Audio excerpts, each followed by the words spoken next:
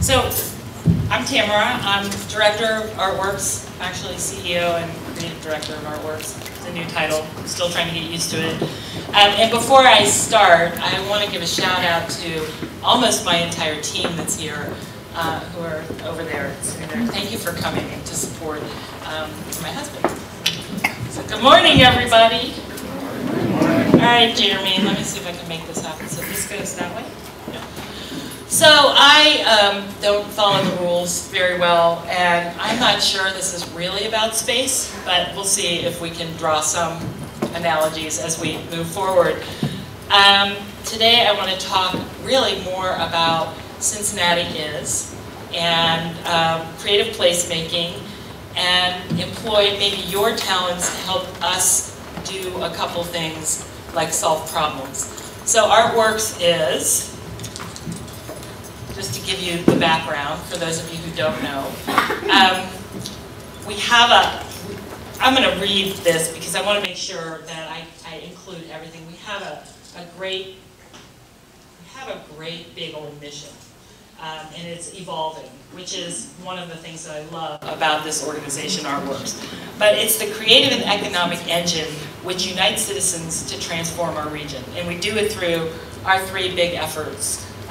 Public art, creative enterprise, and Art RX. So those three focus areas have been sort of the new catalyst for what I'm going to talk about today.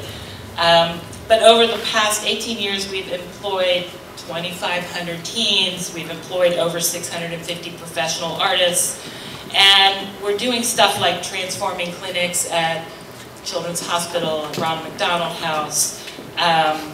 We have a program called Springboard, which is the cornerstone of our creative enterprise big effort.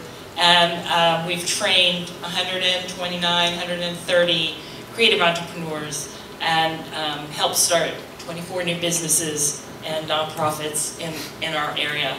And this summer, there's 115 apprentices who are ages 14 to 21, working alongside about 36 artists, and they're working on 15 projects. To date, we have, and this is where I'm sorry you guys are here because you're going to make me be honest or accurate.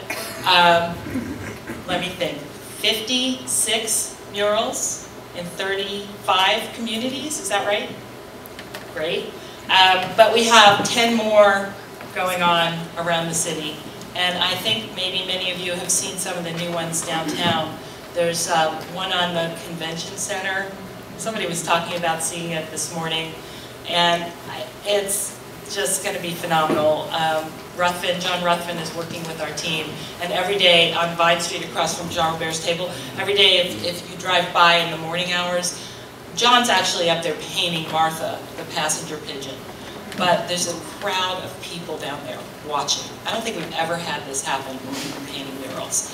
And most of that audience is somewhere between 75 and 90 watching.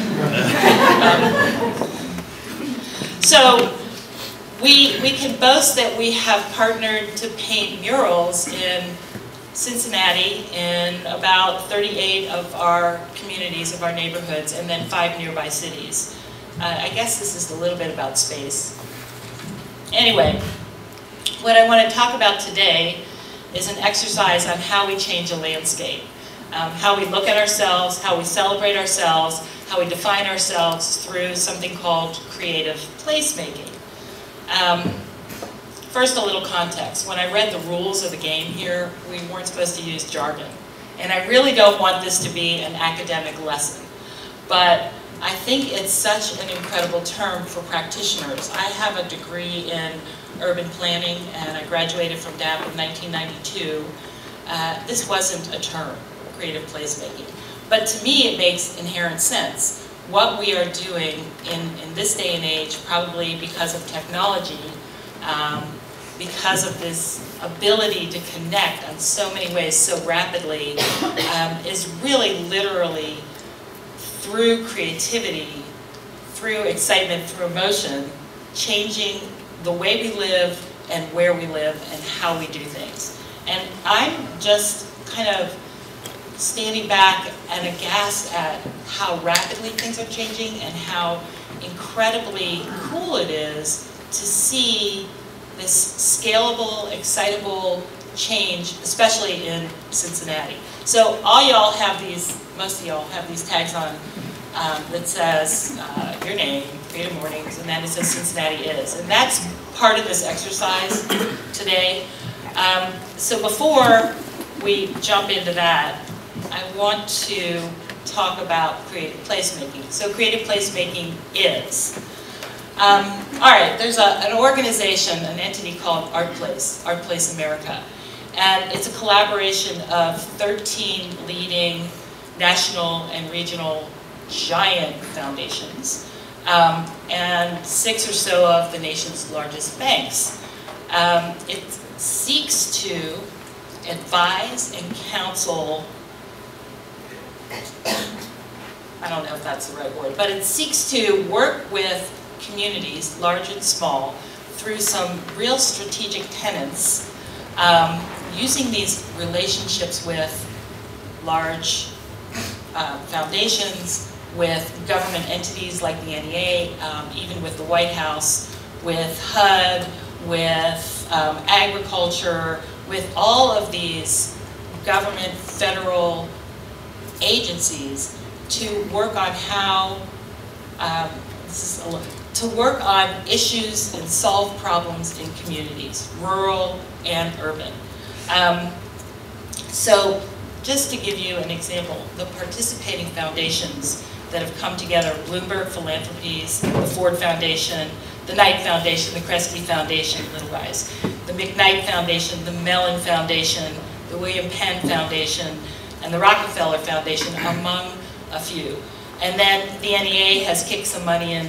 And so ArtPlace is investing in arts and culture, and at the heart of their portfolio, they're integrating strategies that can drive vibrancy and diversity, and making these strategies so powerful that they transform communities. It's big words, big words. So to date, and this is where it comes in, ArtPlace has awarded 134 grants to 124 organizations in 79 communities across the United States. Well, 2 years ago, Artworks requested $350,000 from ArtPlace, and we were among the first group in that very first batch to receive an ArtPlace award. We got $150,000, half of what we asked for, but we were completely surprised, and this was a case where we knew we wanted to launch this program in that creative enterprise big effort called Springboard, but this was the cart before the horse, because all we did was have a bottle. We had no place, we had a manual, we had no experts, we had no facilitators, we had no students, we had no notion of how we were going to put this together, but yet ArtPlace saw in this a seed of a really incredible idea. And so they helped to launch us. Shortly thereafter, this new buzzword, creative placemaking, sort of started to appear. I don't know if how many of you have ever heard this term. Some planners, my team, some folks who have been through, Springboard. So I'm going to read this to you because I think that it will help to define this little exercise that I want to do today in our little interactive creative morning.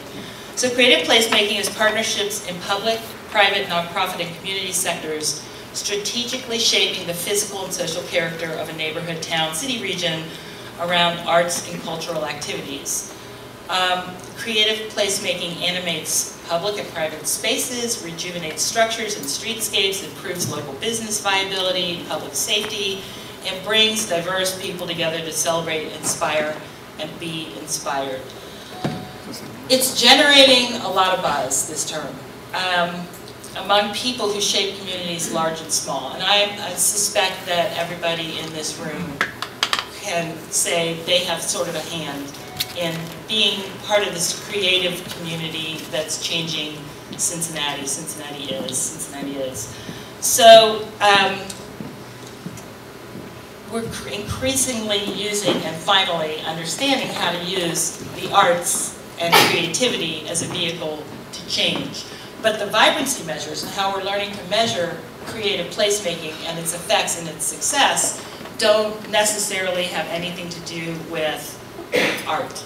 So we're painting murals, we're transforming bus stops, we are working in hospitals and putting art on the walls and creating a more healthful, environmentally healing kind of atmosphere. But that's not the measure. 100 murals, 20 bus stops, that's an output or an outcome. The real measure, turns out, of vibrancy and how we're changing things is foot traffic, walkability, scalability. How many people are on their cell phones? Really. Safety, obviously, and sort of some of the visual tenets of what we see as we're walking down the street. Certainly, I know that I park my car every day in a parking lot on Jackson and 12th, and there's a mural that's right behind where I park my car, and Artworks painted that mural. Actually, Amanda Checo painted that mural many years ago, and to this day, it still makes me smile. I would consider that a vibrancy indicator, but it's not that mural, it's what it does to me. Thanks for smiling, David's pointing at you. So, by the way, who in this room is not in the creative industry?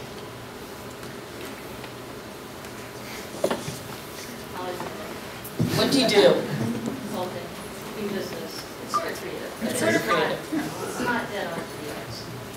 But creativity isn't just the arts anymore. Right. So you're solving problems. But everybody's in a creative job then if you find it that hard. Maybe. Well, I would argue that probably 90% of folks who are working are in a creative job. I agree. But did you know that in this country there's 2 million artists? There's 3.6 million cultural workers, which could be very different than being a creative worker. 4.9 million cultural industry jobs. Those are pretty staggering numbers, considering that when I was getting ready to go to college and I told my parents that I thought I wanted to be an artist, they thought I was crazy. And then when I told them that I wanted to be a lawyer, they thought I was even crazier. So I think I landed in the right place. So I just think that as our definition of how we make cities better, how we use space, how we grow creativity in our cities gets broader and broader, to your point. Everybody's got to be creative. I think artists, and we say this a lot in our office, artists are problem solvers. So employing creativity to make change, to go to work every day and affect something, I think isn't just being a painter or just being a musician, but I think it helps to be able to use those creative juices when you're trying to affect change in an urban setting like Cincinnati. So as we're moving forward, I wanted to not just talk about artworks, but to share some examples that we've dug up over the past couple years of things we love, that are inspiration, that are places that we feel are incredibly creative. But it's not just about place, it's also about people and performance and ephemeral experiences. It's staggering to me how much I can see changed across this country and in other places where we are just so hungry to have experiences that are creative, that engage us, that connect us. It's so different than that 1960s, 1970s suburban experience where you went home to your house and you pulled into your garage and you lived in your house, maybe in your backyard. This age, this urban age that we're living in, is getting people out into the streets. And I think we are hungry to have exchange and communications and experiences that feed our imaginations. So here's something, I'm going to totally butcher this. Who speaks German in here? Anybody? So this is called, in English, Musical Rain in Dresden. It's the building that sings. When you listen to this on YouTube, again, technology, you hear on the video some guy talking in German. It's called Regenwasserspiel is the title of this piece of art. You hear a guy talking in German throughout, so there's lots of comments on the comment page on YouTube. It's like, shut up, I want to hear the music because this building is supposed to sing. And several about how the sounds induced the need to pee. But my favorite comment was, I came here to listen to some sort of water music, heard a guy babbling on, and sounds of someone taking a piss in the morning after sex. It looks cool though. It reminds me a little bit of like a Rube Goldberg piece, you know? I think it's really, really cool. So sometimes creative placemaking can be political. Detroit, I like to say, is a bit of an anarchic place, but hey, seize the moment. I don't know if you've heard about or seen the Heidelberg Project. It's actually been going on since the 60s. So this was one of the first endeavors by an artist, a guy named Tyree Guyton. He had just gotten out of the Army. He came back to Detroit after the riots in '67, and he saw that his neighborhood looked like it had been bombed. And so this was his response. He got some paint, and he got some kids in the neighborhood, and they started painting the houses in the neighborhood. And then they started collecting all the debris and garbage and building cool stuff and doing these installations around it. And now it is spread to this entire street, Heidelberg Street. It's like an outdoor museum, but it's also a statement. It's also a way to take back the neighborhood, and it was also a way to connect community. And they're going all over the country talking about this, explaining why they could do this in Detroit. You couldn't get away with this in Cincinnati. I swear to you that, yeah, they would just shut you down. That's the anarchy. But it's a political statement. It's like, hey, my city. And then there's Paris. I was talking about Paris this morning. Whoops. This is the Stravinsky fountain. I'm seeing a lot of heads bob.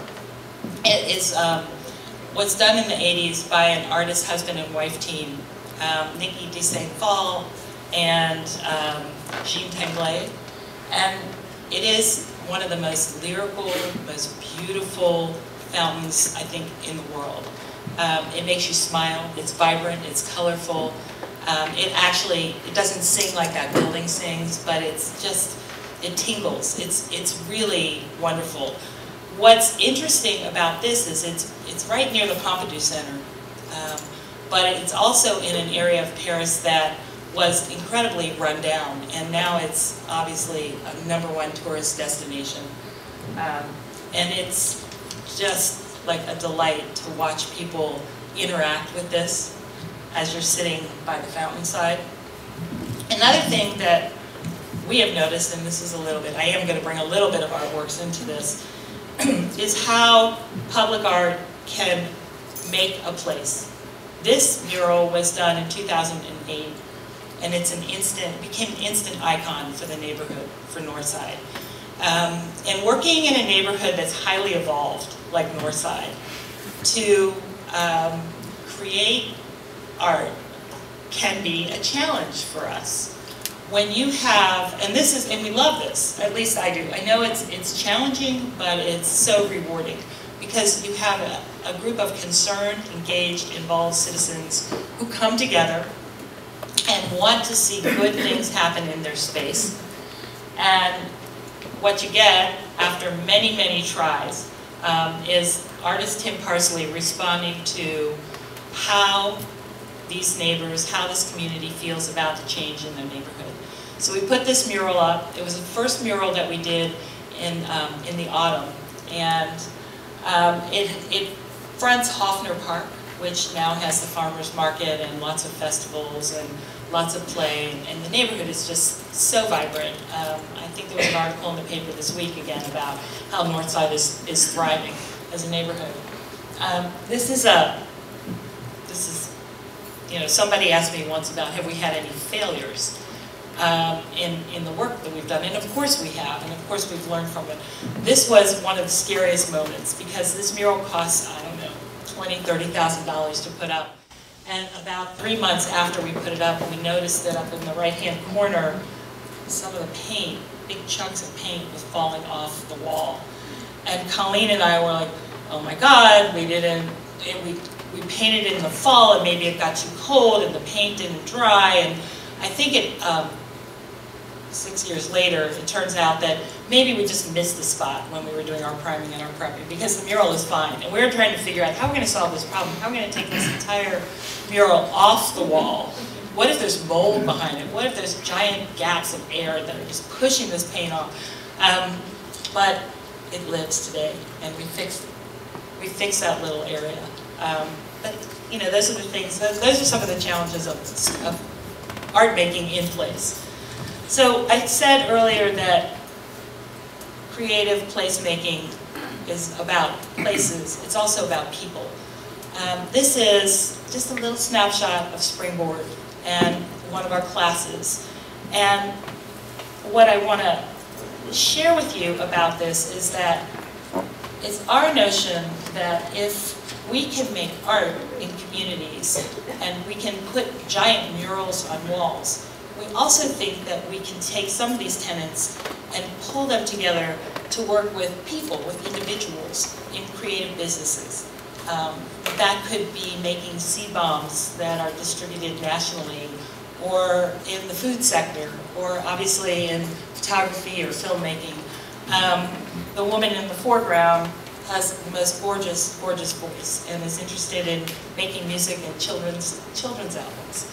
But often, and I think I'm finding this is true more than not, with many artists and going to art school and learning your craft, you don't get any training on how to market yourself. You don't get any training on how to create a business. You may be the most incredible painter in the world and leave art school with no skills to go out into the world. And so that's what Springboard is about. It's an intensive course over 8 weeks that takes you through the practice of learning how to make yourself a business. Turning your passion into sustainable income.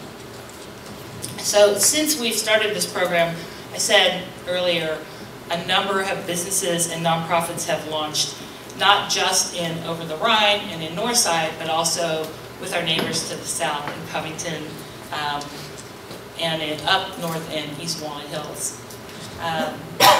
But one of our core tenets at Artworks is learning to weave together all of our talent. So this summer, we are partnering with Franny Kroner from Feast and the Midwest Culinary Institute at Cincinnati State, and we're going to launch a snack mix called Random Snacks of Kindness. Well, this ultimate snack mix will be on shelves just in time for the holidays. And what Franny's business plan is to take this idea, working with our apprentices, to create products that give back to the community. And we got to taste test earlier this week, and I think you all are in for a huge treat when it comes time to hit the shelves. So look for that soon. I found this to be one of the more compelling kinds of initiatives and uses of space. I hadn't seen this, and I was putting this presentation together. This is called Bodies in Urban Spaces. It was created, and the first time it was launched, it was 2007, 2008 in Europe. It's choreographers, it's dancers, and it's really pretty incredible. It was so compelling that I put actually two photos in here.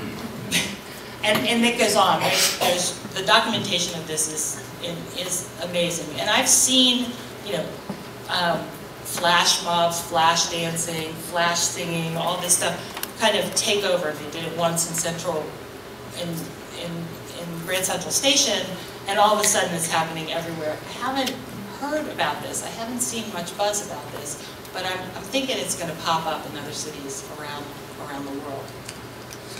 I don't know how they do that. So, ephemeral work. This is Central Parkway, and this is Cincinnati's own yarn bombers. And speaking of, you know, this really incredibly creative woman named Magdalena or Marta, who was from Texas, started yarn bombing trees in Texas. And then the next thing you know, this yarn bombing is popping up everywhere. Well, a good friend of ours named Pam Kravitz, who's an incredible artist, came to us with an idea. And the idea was to bomb Central Parkway. That's huge. There's 7 traffic islands. But the idea to us was much more compelling because she wanted to use the community at large to help do this. There's 7 traffic islands. I think there were 104 trees, and there were 24 light posts, and there was sculpture and other kinds of signage. And she wanted to cover every square inch with yarn. And I'm like, Pam, that's impossible. She said, no, it's not, because I'm going to go out into the community and I'm going to get community volunteers to knit. So over 100 people were given assignments, and they'd be given an assignment like, please knit me something that's 20 inches long and 5 inches wide and make it bright orange. And then bring it down to this place at this time on this date, and we're not going to tell you what this is for. So over the course of the summer, I think that these guys did like little teaser bombs in probably 27 different locations in about 3 months, culminating in the Central Parkway yarn bombing, or what we called Operation Bomb Central, in late September, where people who were 6 and people who were 90 were dressed in blonde wigs, wearing sunglasses, and super groovy clothes, climbing on ladders, yarn bombing the entire parkway, and the city of Cincinnati said, yes, this is cool. So they even bombed what I think is probably the tick, which I think is, I refer to lovingly, I hope I am not offending anybody, as one of the ugliest pieces of public sculpture that we have in the city. Without this black and white wonderful stuff on there, it is this red thing that lives at the end of Central Parkway on the western edge of the islands, and it is there by decree because it was a gift to the city, and they must have some kind of ordinance where it has to be out. And nobody tags them. Nobody has done anything to this thing, I think. All right, so here's our exercise today. This is a view from the terrace at the Horseshoe Casino, looking towards the Justice Center. It's the only casino that I know of in this country that's built directly across the street from a jail. It's on 23 acres. I think it's like, where can we put something in downtown? So it opened up about 4 months ago, and since then almost 1.2 million people have graced its doors. And say what you will about it, they've gone there to play, to gamble, to eat, to listen to music outside on their horseshoe lawn. It's really bringing people downtown. The revenues are ramping up from what I understand in a real positive way, and they're expected to average just under $20 million this year, and attract somewhere between 5 and 6 million visitors annually. That's huge. But wait, there's more.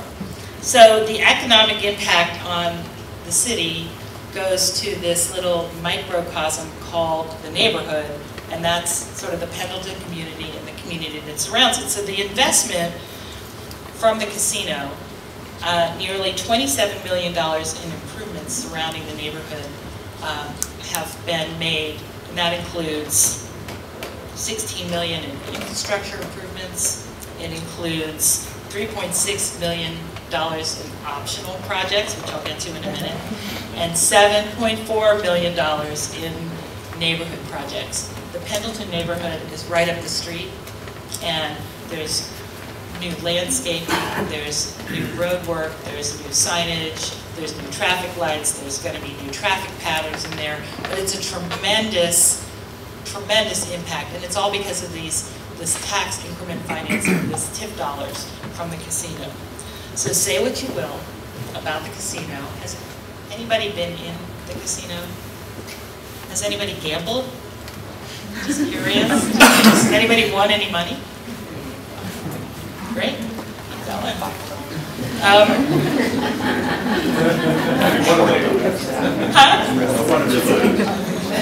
I didn't ask that yet.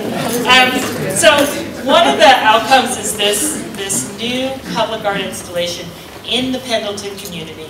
And Artworks is managing this project, this process. And we've been working with the community, with community engagement. We've hired a husband and wife team from California called Wow House. And they did a series of community engagements that were extraordinary. What we found out about the Pendleton community is it really is a community.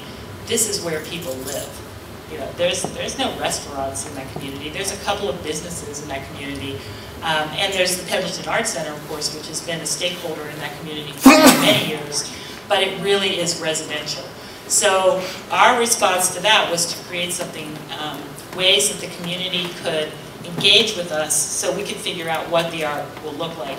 And stay tuned, because we'll be unveiling plans for that in the coming months, and then the actual work sometime next October, November, May, June, spring. Okay. But I want to talk about that pink line. Jail. Okay, so we have casino, and we have a jail. And we have a chain link fence, which surrounds a parking lot. And the Casino Neighborhood Working Group, Bridging Broadway, which did so much work, laying the groundwork to make this casino a better place, identified some key areas where they felt that urban enhancements would help make the surroundings more attractive. Not just for folks that go to the casino, but for folks like us that are walking around our neighborhood, walking around downtown, which is I call our neighborhood. So this fence it's ugly, it's chain link, it fronts a parking lot. It's an installation that is 700 feet long, about 8 feet high, but the footprint is only about 12 inches. We won an award, roughly $200,000, to figure out how to improve this space, how to mask the parking lot, how to get rid of an ugly chain link fence, how to dress up the front door, our back door, a wayfinding system, just the area in general. It's a long, long area. I mean, 700 linear feet.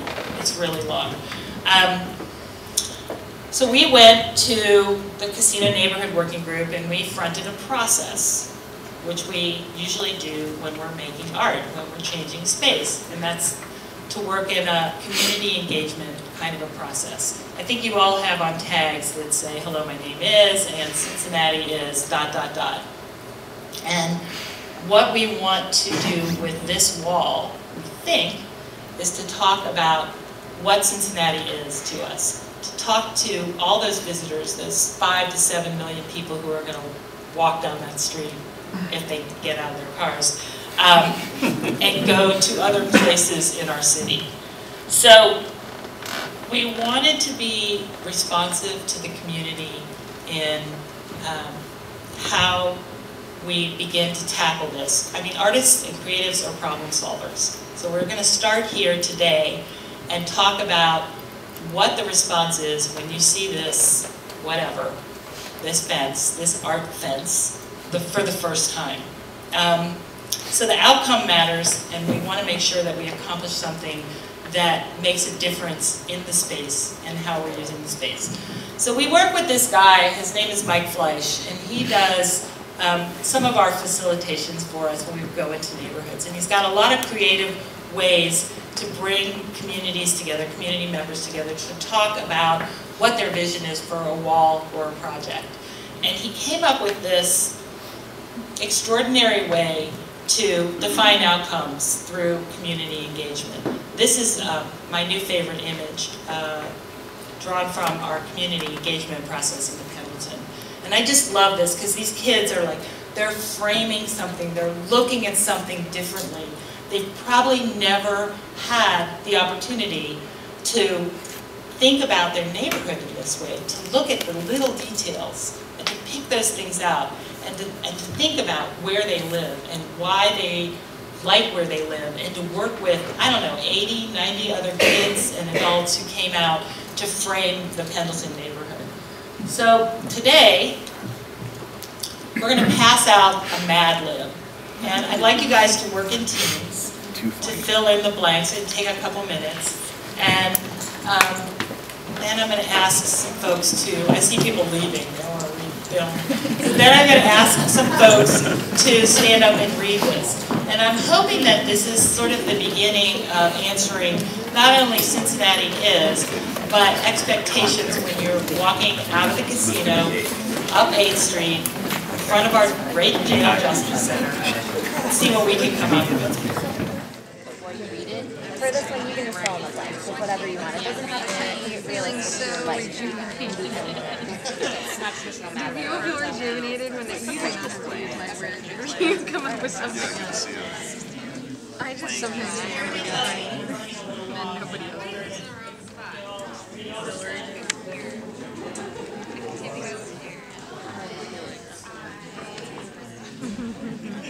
Alright, I'm going to ask for volunteers, and to start off, I'd love to have 3 or 4 people read their Mad Lib, and I'm hoping that at the end of the day it defines what Cincinnati is, and maybe gives us a jumping off point for the creative, thematic, artistic outcome of this art fence wall.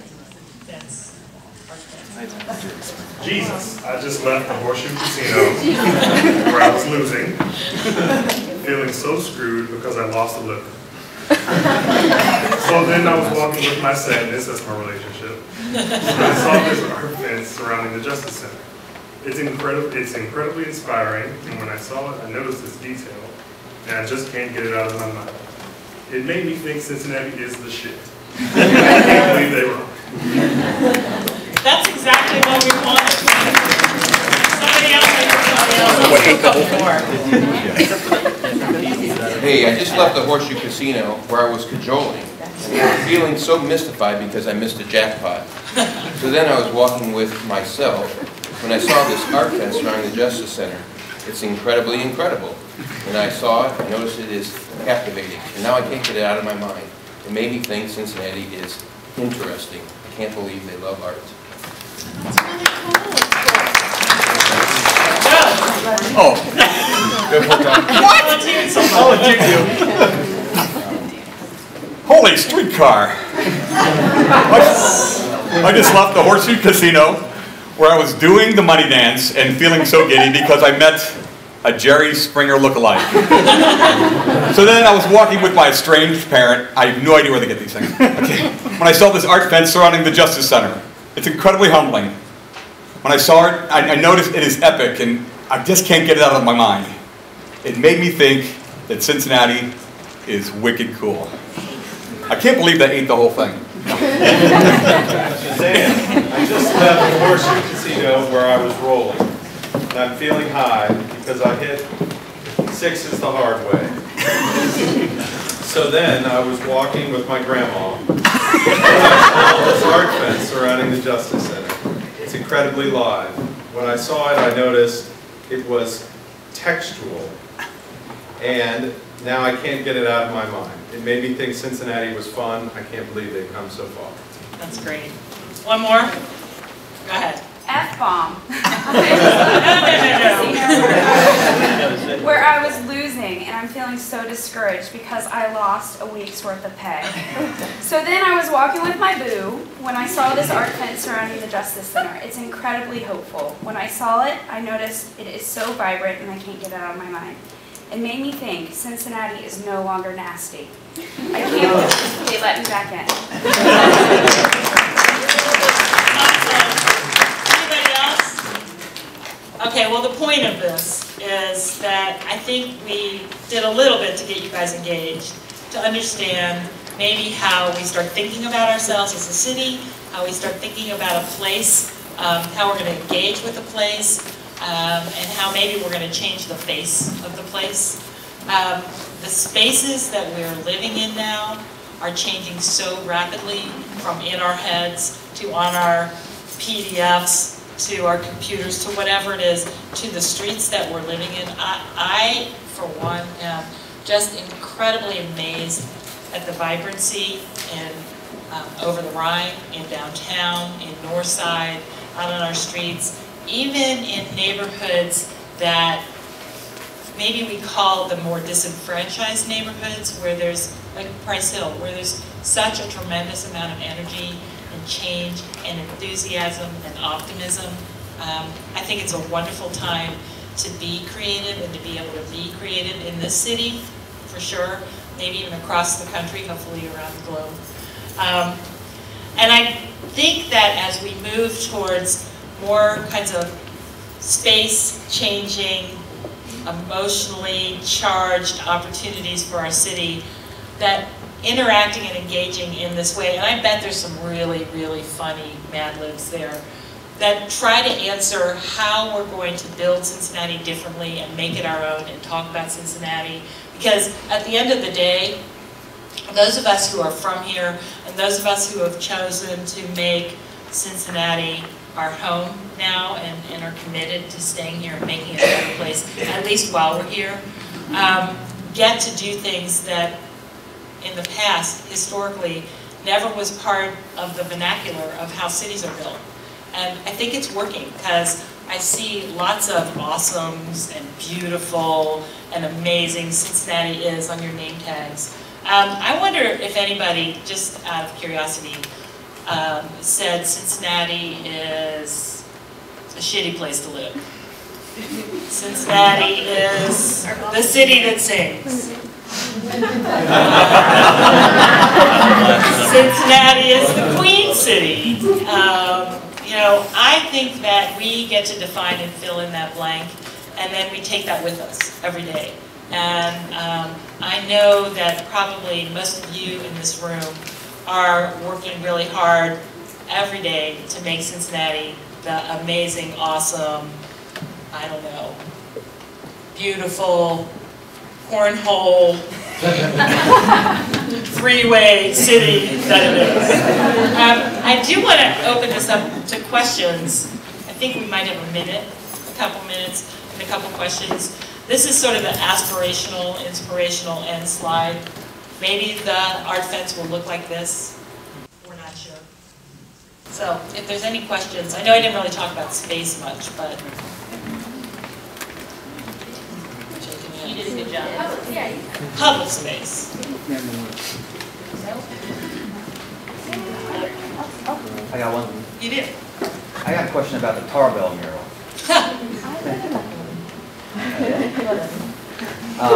We can talk about our murals. That's an artwork. Yes, it is. Did you anticipate the political discussion that kind of sparked? Was that intended, or did that impact your future projects? How you sort of think about what you put on? We did a lot of, we had a lot of discussion about that mural. Actually, that mural, that image was a snapshot that Colleen took during the opening day parade when Jim Tarbell was channeling Peanut Jim. So that's really what that's about. It's a nod to, and I believe Jim Tarbell is one of Cincinnati's greatest ambassadors. We had a moment, there was a moment where there was some discourse. Probably our most controversial mural is in Camp Washington, with George Washington in a dress. He's wearing a gown, and it's lots of symbolism. It's campy Washington, and you know, was Shenz's costume. And we probably did not anticipate the amount of discourse we got from that mural. Or, you know, with Tarbell we were ready. We made Jim promise he wouldn't run for office again, that he would not be a politician, and of course the very next year he ran for county commissioner. But we love that mural. I would just like to say great art does that, and you know, more than just pretty pictures. I think that's really the way you should go. I think we agree. I think it's really important to make places beautiful or interesting, but some of the best commentaries we get are when people don't like what we've done, and it creates a dialogue. And I think that with public art you always have to be a little bit careful, because we certainly are not out to offend, but we would like to spark conversations and spark that sort of more about learning about art and the discussion. And quite honestly, I've seen complete strangers stop and talk to each other because they're looking at a piece of art, and that's a good thing for a community.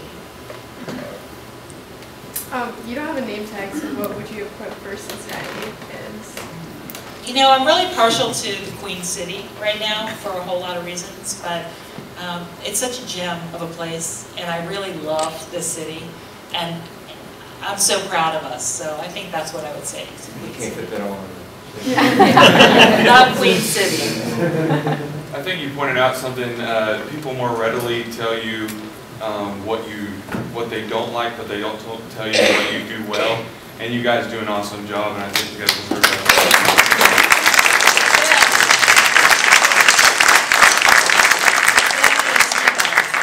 This is the time and this is the place, and we are so damn lucky to be able to do what we do.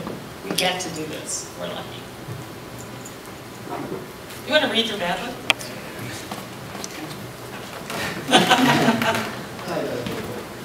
Not a good idea. Any other questions? I don't put my husband on the spot. Go, do it. Balls. I just left the Horseshoe Casino where I was losing my ass and feeling so weak because I donated a gallon of plasma. And I was walking with my low plasma level body, and I saw the art fence surrounding the Justice Center. It's incredibly exhausting. When I saw it, it was spectacular, and I can't get it out of my mind. Maybe because Cincinnati is removing its head from feeling trapped. I can't believe this. I can't believe they continue to lead our city today. Thank you. Any finals? Yes. How would somebody get more involved with artworks? How can the public get involved? Oh, God. Our website is artworkscincinnati.org. And on that site you will find opportunities to volunteer. We have a box truck carnival as part of Midpoint Music Festival coming up in September. There's ways to apply for murals. We're working on ways to put, I believe, David, we talked about this, Colleen, we talked about ways for you guys to give us ideas for public art projects, probably temporary or ephemeral installations. Every spring we interview in this very room probably 400 kids for jobs, which is one of the coolest things we do. So that's, you know. And also sign up for our newsletters. They're fantastic. You had a question. Yes, being newer to the city, I saw a couple of examples of your work. Is there on your website a place where you can, there's a map of the city where you can find these pieces, or do you just want to name some prominent pieces? Where to find our works? Well, I'll tell you what, the ones that off the top of my head that I'd love to hear your feedback on are our newest works. And I think there's 5 of them going on in this sort of core area. Starting in the Pendleton, across from the Pendleton Art Center. There's a gorgeous project that's mural that's going to complement the Wow House installation. There are 2 murals right off of Vine Street, one at 12th and Vine, and that's in partnership with the Art Academy. And then there's a mural that we're doing in partnership with Tender Mercies, which is near and dear to my heart. The Ruthven mural on Vine Street across from Jean Robert's table, almost complete. And then the Duke Energy mural on the, what is that? Is that 6th and, yeah. Which has a couple more weeks, but it's really fun to watch that one come up because it's based on the mosaics that are at Union Terminal and the airport. And I think it's going to be gorgeous. And our new website, which we're going to be launching sometime in September, will have a complete listing of where you can find our works. And hopefully a mobile app if anybody wants to donate the technology to that. I know I'm talking to a room full of websites. Real quick, what is your favorite mural? Yeah. You know, when we did the big pig gig in 2000, people would say to me, "What's your favorite pig?" And we had 425 pigs on the street, and I would answer, "The one that's not out yet." Yeah. I like them all. I have that. There are some that I really do not like, but I like them all. I think they're extraordinary. And just one final thought about that, creating spaces. When you see these murals, in particular, we do a lot more than just murals, but when you see the murals and you think about what it takes to get a mural on the wall, and the fact that young, talented teenagers are working alongside professional artists to create these, is pretty extraordinary.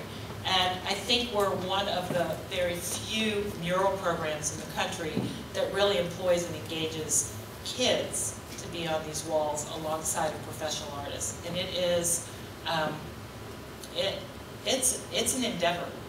It is, especially on days like today, you love it, but when it's 100 degrees out and they're up there, it's hard work.